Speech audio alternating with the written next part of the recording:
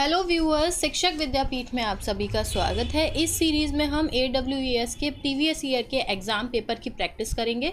तो चलिए आरंभ करते हैं।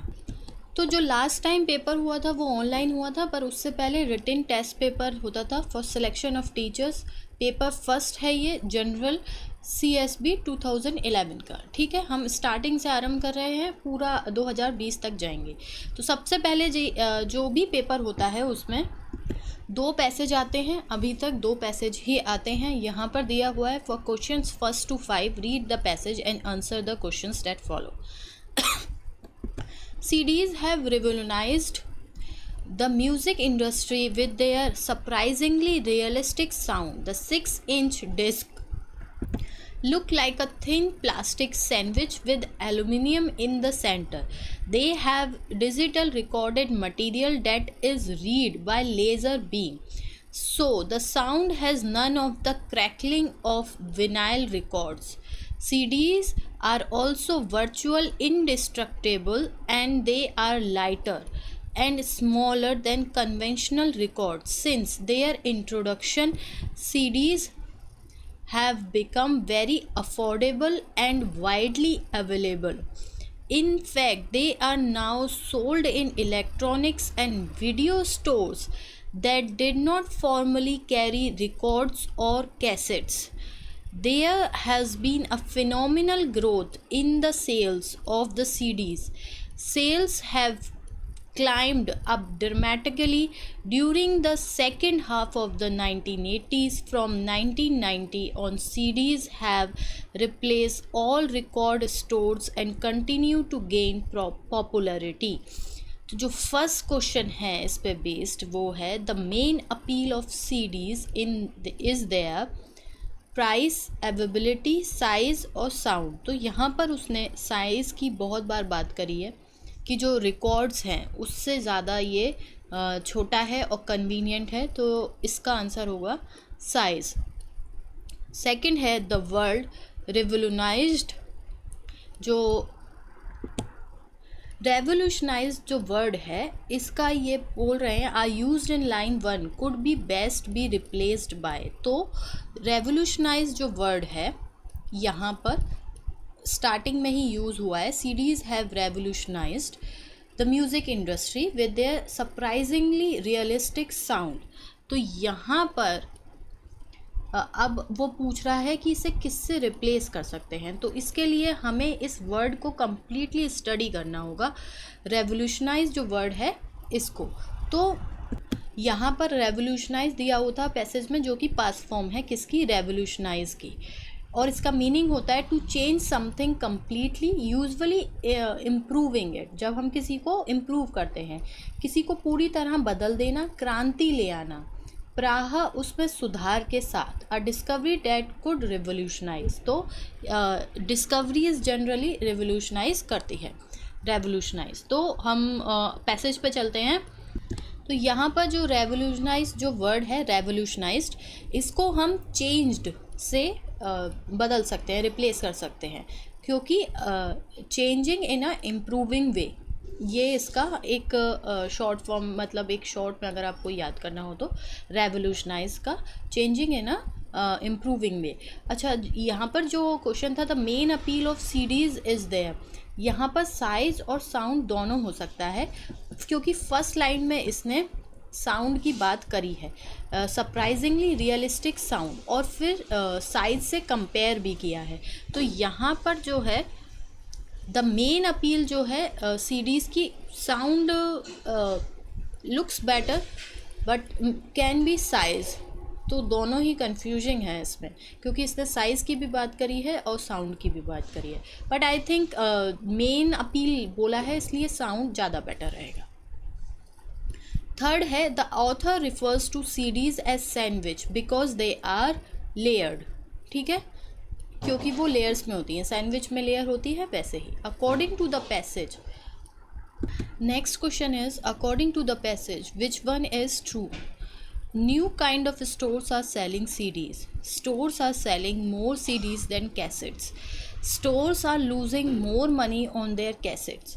Stores are earning more money on their cassettes.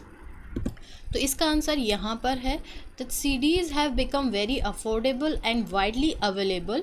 In fact, they are now sold in electronics and video stores that did not formerly carry records and cassettes. तो जो पहले records और cassettes नहीं बेचते थे वो लोग भी आज CDs बेच रहे हैं। यहाँ पर था the according to passage which one is true, तो new kind of stores are selling CDs, ये ऑप्शन इन सब में बेस्ट रहेगा। नेक्स्ट है the author main purpose is to tell how CDs are made, discuss the growth of CDs, compare CDs to sandwiches, describe the stores that sell CDs। तो यहाँ पर इसने ग्रोथ ऑफ CDs पे ज़्यादा emphasise किया है और स्टोर्स के बारे में भी बताया है, बट उसको भी CDs की ग्रोथ में बताया है। तो इसका जो बी ऑप्शन है discuss the growth of CDs, ये ज़्यादा बेटर होगा। नेक्स्ट है ये भी पैसेज ही है। For question 6 to 10 read the passage and answer the question that follows. तो हमारा जो नेक्स्ट पैसेज है वो है the goal of our present, मैं इसको बस थोड़ा सा टिक कर दूँ, of our present primary and secondary schooling is to prepare student for the examination system. तो ये बोल रहे हैं कि जो हमारा जो वर्तमान में प्रेजेंट में जो प्राइमरी और सेकेंडरी स्कूलिंग हो गई है वो सिर्फ क्या करता है, एग्जामिनेशन के लिए स्टूडेंट्स को तैयार करता है, which will take them to the best technical institute in the country. While, जो कि अगर आपके एग्ज़ामिनेशन में मार्क्स अच्छे आएंगे तो आप एक अच्छे कॉलेज में जा पाएंगे, ठीक है।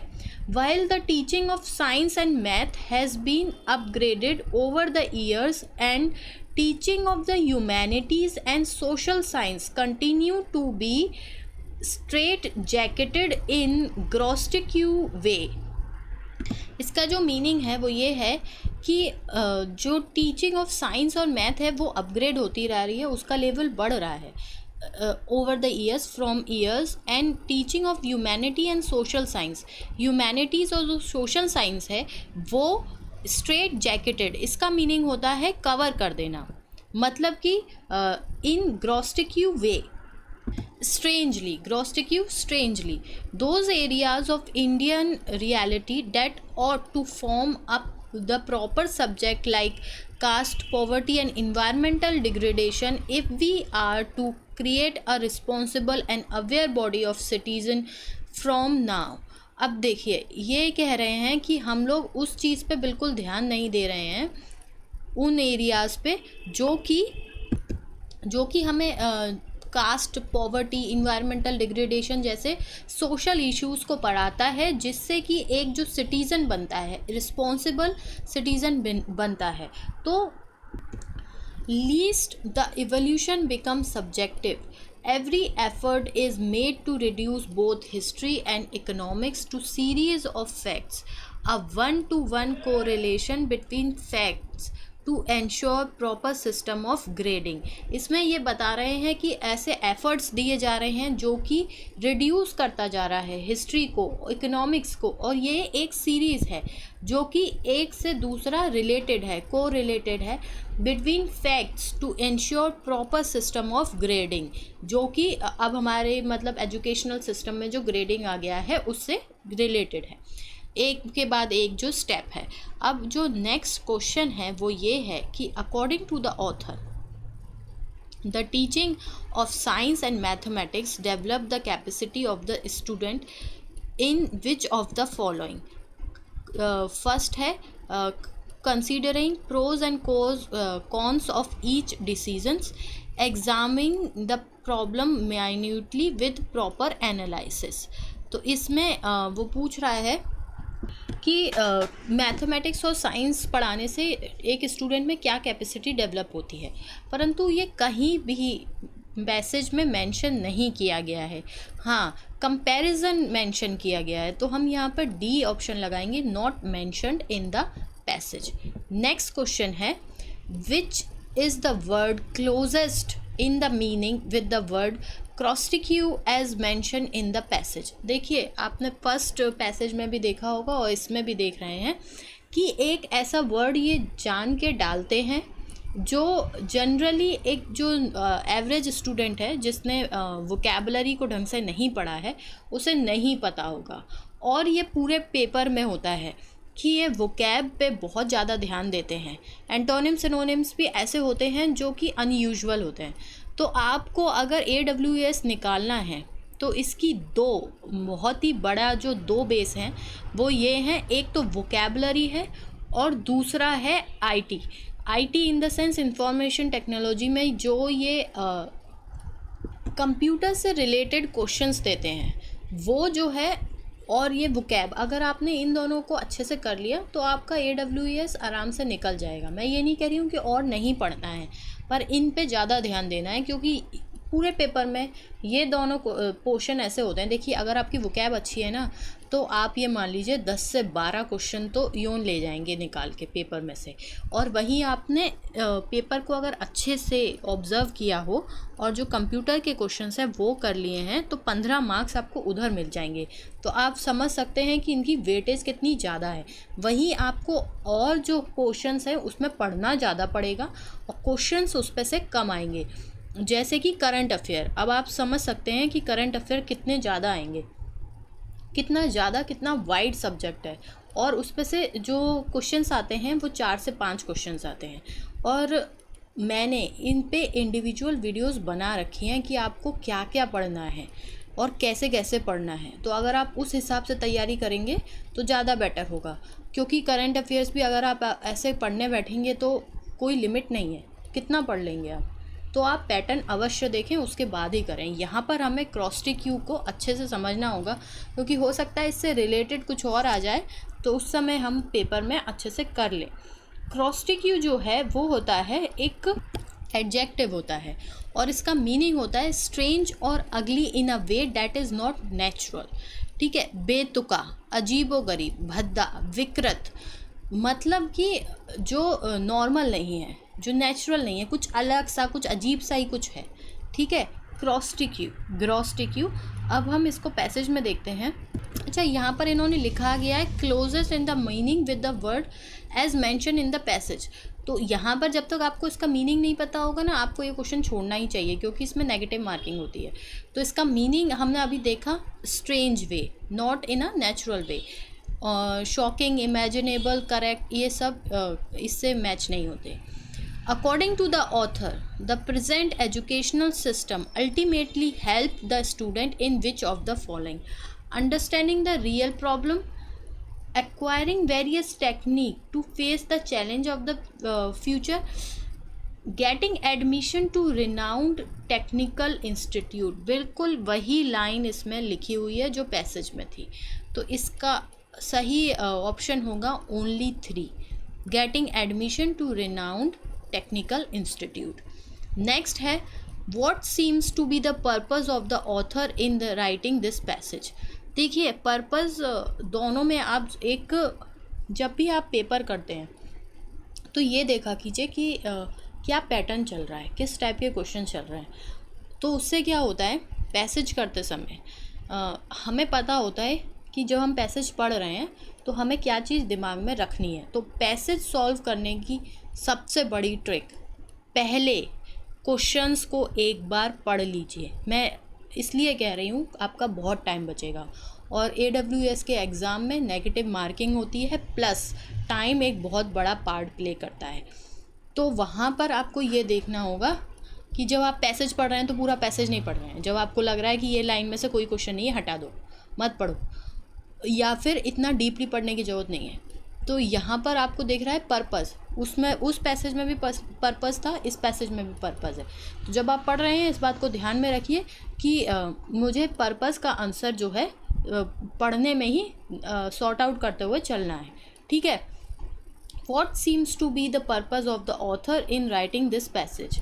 तो to critically look into the method of teaching science and math, ठीक है, to print out the deficiency in the curriculum and examination system, to reduce importance of science subject, to put up a case or improved and upgrade system of education। तो वो हमें ये बता रहे हैं अगर आपने पैसेज को ठीक से ऑब्जर्व किया हो तो क्या बता रहे हैं इस पैसेज में कि साइंस मैथ पे ज़्यादा ध्यान दिया जा रहा है, वो भी इसलिए ताकि वो अच्छे टेक्निकल इंस्टीट्यूट में एडमिशन ले लें।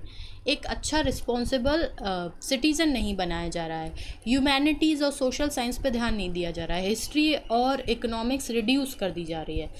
तो ये सब वो क्यों बता रहा है? ताकि इम्प्रूव हो सके, अपग्रेड हो सके सिस्टम ऑफ एजुकेशन। तो इसका डी ऑप्शन होगा। नेक्स्ट है 10th question, the author seems to believe in which of the following? The capacity to think can be developed by properly designed curriculum of humanities and social science. Objective evolution is necessary for social science. Proper education can help a person to become responsive citizen. तो यहाँ पर ये पूछ रहा है कि वो क्या चाहता है। ठीक है, हमने अभी पैसेज में ये दोनों ही पॉइंट पढ़े हैं। अब यहाँ पर ऑप्शन है ओनली 1, ओनली 2, ओनली 3 या फिर फर्स्ट और थर्ड। तो यहाँ पर इन्होंने ये बात नहीं करी है कि कैपेसिटी टू थिंक, इस पर बात नहीं करी है। इन्होंने कहा है कि प्रॉपर एजुकेशन जो है वो बिकम अ रिस्पॉन्सिव सिटीज़न बनाती है। और ये भी कहा है, देखिए यहाँ पर लिखा है, if we are create or to form the proper subject like caste, poverty and environmental degradation, if we are to create a responsible and aware body of citizen. Form no, ठीक है, form no least the evolution becoming subjective. क्या है? Subjective. और वहाँ क्या बात हो रही है? ऑब्जेक्टिव की। तो अब आपको अपना आंसर मिल गया होगा। क्या है answer? Proper education can help a person to become responsive citizen. तो इसका आंसर होगा सी, ओनली 3। देखिए अभी हमने पैसेज कर लिए हैं दोनों। आगे जो है और भी पेपर है, पर बहुत लंबा पेपर है, और इस पेपर को अगर मैं पूरा एक बार में कराऊंगी तो आप लोग बोर हो जाएंगे और ये वीडियो भी बहुत लंबी हो जाएगी, ये आप देख सकते हैं। तो हम इसे पार्ट्स में करेंगे, सब्जेक्ट वाइज करेंगे, जिससे क्या होगा, आपकी प्रैक्टिस अच्छी होगी और आप पे बर्डन नहीं बनेगा। तो आप हमारे साथ अंत तक बने रहे, इसका बहुत बहुत धन्यवाद। आपका दिन शुभ हो, सुरक्षित रहें।